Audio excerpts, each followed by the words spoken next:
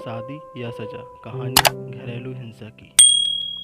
रात के 9 बज रहे थे। सास और ननंद अमृता को देख रही थीं और अमृता उनकी आंखों में देखकर डर से थर थर काँप रही थी। उसकी सास चिल्लाकर बोली, तुम्हारी हिम्मत कैसे हुई मेरे ही घर में ऐसा कुछ करने की? 4 दिन भी नहीं हुए मेरे घर में आकर तुम्हें, और खुद को मालकिन समझने लगी क्या? आने दो मेरे बेटे को। तुम्हारे हाथ पैर तोड़ने के लिए नहीं कहा तो मेरा नाम भी सुनैना नहीं।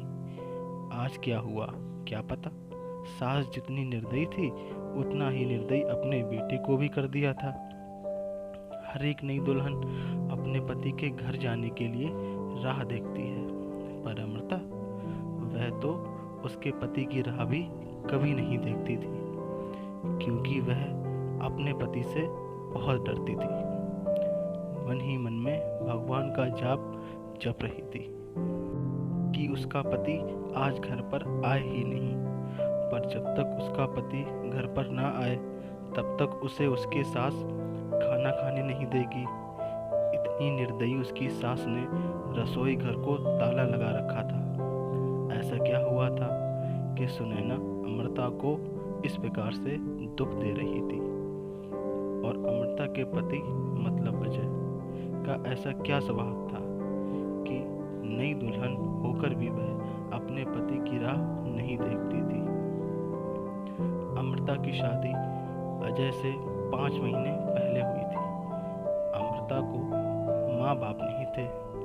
12वीं की पढ़ाई होते ही उसके चाचा चाची ने उसकी शादी करवा दी। अमृता की जिम्मेदारी से उसके चाचा चाची मुक्त हो गए। उसकी चाची ने उसकी शादी के बाद के त्योहार भी नहीं मनाए। उसे 4 दिन के लिए मायके में त्योहार मनाने के लिए बुलाया भी नहीं। उसकी शादी करके जिम्मेदारी से मुक्त हो गए बस। अमृता के ससुराल में उसकी सास सुनैना, पति अजय और नंद मोनिका, जिसकी शादी पक्की करके सगाई कर दी थी। छोटा सा परिवार था। सुखी और शांतिपूर्ण गृहस्थी के सपना लेकर अमृता इस घर में आई थी, पर सपना तो सपना ही होता है। हर समय सपना सच होना कम मुमकिन होता है। उसका भी सुखी गृहस्थी का सपना तो सपना ही रह गया। अमृता की उम्र 18 की पूर्ण हो गई थी और अजय 30 का था। दोनों के बीच में कम से कम 12 साल का अंतर था। सास सुनैना ने अमृता के लिए 10 नियम बनाए थे। सुबह 4 बजे उठकर पूरे घर की साफ सफाई करना, बाद में नहाकर भगवान की पूजा करने के बाद में रसोई में जाना, हमेशा सर पर पल्लू रखना, सबसे पहले खाना न खाना, मतलब सबके खाने के बाद ही अमृता खा सकती थी। ऐसे और भी कितने नियम कायदे सुनैना ने अमृता के लिए बनाए थे। अमृता को यह नियम पालन करने ही पड़ते थे, पर अभी उम्र ही क्या थी उसकी। उस वक्त उसके हाथ से अगर भूल हो भी जाती थी तो उसका पति या उसकी सास या फिर उसकी ननद उसे सजा देते ही रहते थे। उसे मानने की कोई भी कमी नहीं रखते थे। उससे 5 साल बड़ी ननद मोनिका उस पर हाथ उठाने के लिए आगे पीछे भी नहीं सोचती थी। शादी को 10-12 दिन हुए थे। हर रोज अजय 8 बजे तक आ जाता था, पर उस दिन 10 बज गए थे तब भी अजय आया नहीं था। अमृता को बहुत जोर की भूख लग रही थी। उसने खुद के लिए थाली बनाई और रसोई में खाने के लिए बैठी। अभी पहला ही निवाला मुंह में डाल रही थी कि तभी उसकी सास ने देख लिया। उस पर उसकी सास बहुत चिल्लाई। वो अमृता से सहन नहीं हुआ। तभी अमृता बोली, वह अभी तक नहीं आए, मुझे बहुत भूख लग रही थी इसलिए खाने के लिए बैठी। सास कुछ बोलने वाली थी तभी मोनिका आगे आई और अमृता को चांटा मार दिया। तुम्हारी हिम्मत कैसे हुई मेरी माँ के सामने बोलने की? तुम्हारे घर में तुम्हें खाना नहीं मिलता था क्या? मेरा भाई तुम्हारा पति है, उसकी राह नहीं देख सकती क्या? अरे औरतें अपने पति के लिए क्या क्या नहीं करती हैं। उतने में सास बोली, रहने दे मोनिका, क्यों इसको संस्कार सिखा रही हो? माँ बाप तो रहे नहीं और चाचा चाची ने ऐसी लड़की हमारे पल्ले बांध दी। रहने दे तू, चल बाहर। मैं ही रसोई में ताला लगा देती हूँ और उसे रसोई से बाहर धकेल कर ताला लगा देती है। अमृता आंखों में आंसू लेकर बस देखती ही रह गई। 11:30 बजे अजय घर आया। तभी सुनैना और मोनिका ने मिर्च मसाला लगाकर अमृता के खिलाफ अजय को भड़काया।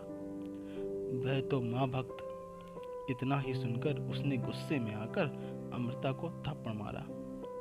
उसे उस दिन खाना भी नहीं मिला। अभी आज की ही बात ले लो, अमृता रसोई घर में खाना बनाकर सुनैना और मोनिका को खाना दे रही थी। दोनों हॉल में टीवी देखते देखते खाना खा रही थी और इधर अमृता एक एक गरम गरम रोटी उनको परोस रही थी। आज सुबह अमृता को सिर्फ एक ही रोटी उसके सास ने खाने को दी थी। अमृता को बहुत जोर की भूख लगी थी, पर अजय तो 10 बजे के पहले आने वाला नहीं था। पर अमृता को भूख सहन नहीं हो रही थी। सास और मोनिका का खाना खाने के पहले रसोई घर को ताला लगाने से पहले अमृता ने जल्दी से रोटी अपने पल्लू में बांध कर रख ली।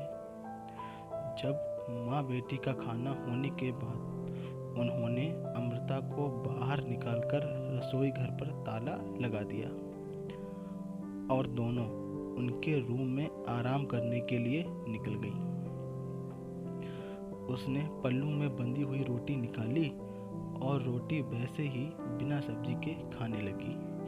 रोटी खाते खाते उसके आंखों से आंसू बह रहे थे।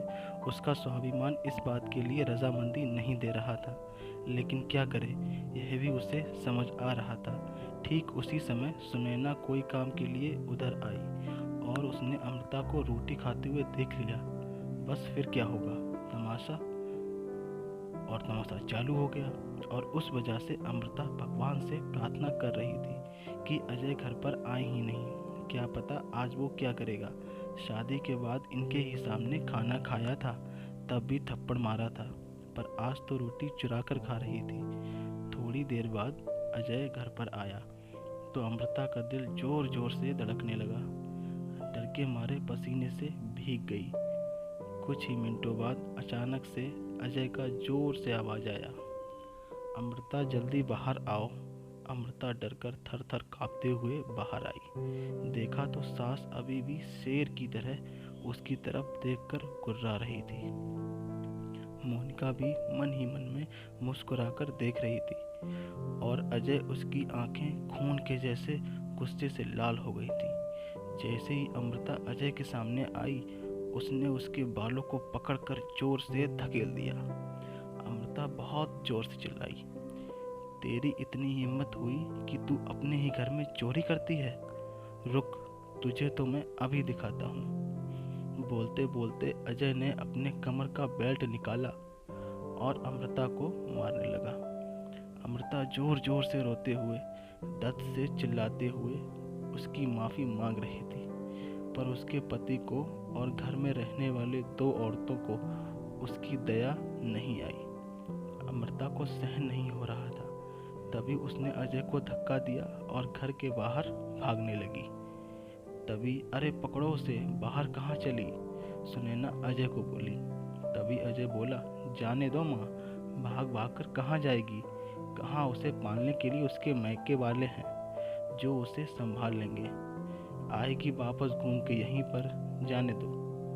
पहले मुझे खाना परोसो, मुझे बहुत भूख लगी है।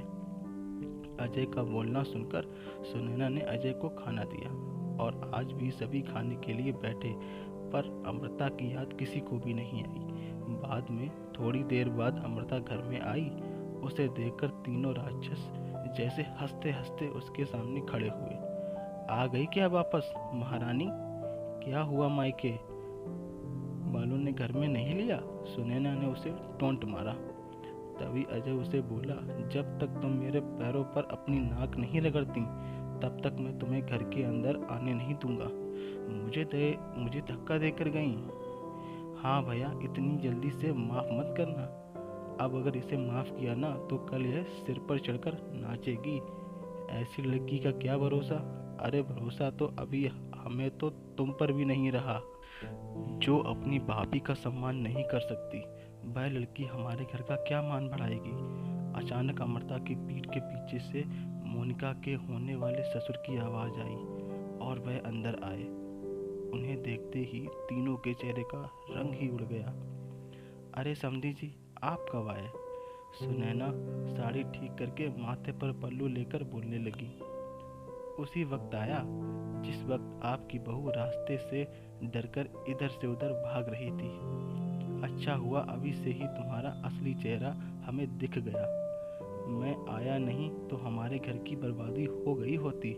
अगर ऐसी बहू हमारे घर आई होती तो मोनिका के होने वाले ससुर उसकी तरफ हाथ दिखाकर बोले, नहीं नहीं, आपको कोई गलतफहमी हो गई है पापा। आप अंदर तो आइए, मैं आपको सब समझाती हूँ। मोनिका ऐसे बोली तो उसके ससुर बोले, कौन से पापा, किसके पापा। माफ़ करो हमें, अब आपके साथ कोई भी रिश्ता नहीं करना, और जो आपको समझाना है ना वो बाहर खड़े पुलिस को बताना। अचानक पीठ के पीछे से पुलिस अंदर आई। पुलिस को देखकर उन तीनों की बोलती ही बंद हो गई। क्या बोले कुछ समझ नहीं आ रहा था। तभी सुनैना नरम आवाज़ से अमृता को बोली, अरे बहू, छोटी बात पर कोई पुलिस को बुलाता है क्या। छोटी सी गलतफहमी हो गई है ना, और ऐसी छोटी बड़ी परीक्षा हर एक औरत को शादी के बाद देनी ही पड़ती है। और यह तो तुम्हारा ससुराल है ना, ससुराल वालों का मान रखना तो तुम्हारा कर्तव्य है बेटा। माफ़ कीजिए सासू जी, मुझे ऐसी परीक्षा देने का कोई शौक नहीं है। मैंने शादी थप्पड़ खाने के लिए नहीं की थी, और यह कैसा ससुराल है जहाँ मुझे रोटी भी चुरा कर खानी पड़ती थी। आपने मुझे कमज़ोर समझा था क्या। मेरा मायका नहीं है, पर मैं कमज़ोर नहीं हूँ। अभी यही संस्कार अपने बच्चों को जेल में देना। अंत में पुलिस ने उन तीनों को पकड़कर जेल के अंदर डाला। मोनिका की ससुराल वालों ने शादी तोड़ दी और अमृता को एक स्वयंसेवक संस्था ने आगे जाने का मार्ग दिखाया। अमृता संस्था के साथ में काम करके लोगों को घर में होने वाली घरेलू हिंसा के बारे में जागरूकता फैलाने लगी। उसने अभी सही मायने में ज़िंदगी की नई शुरुआत की। अगर आपको यह कहानी पसंद है तो मेरे चैनल को सब्सक्राइब करें, वीडियो को लाइक करें और कमेंट करें। धन्यवाद।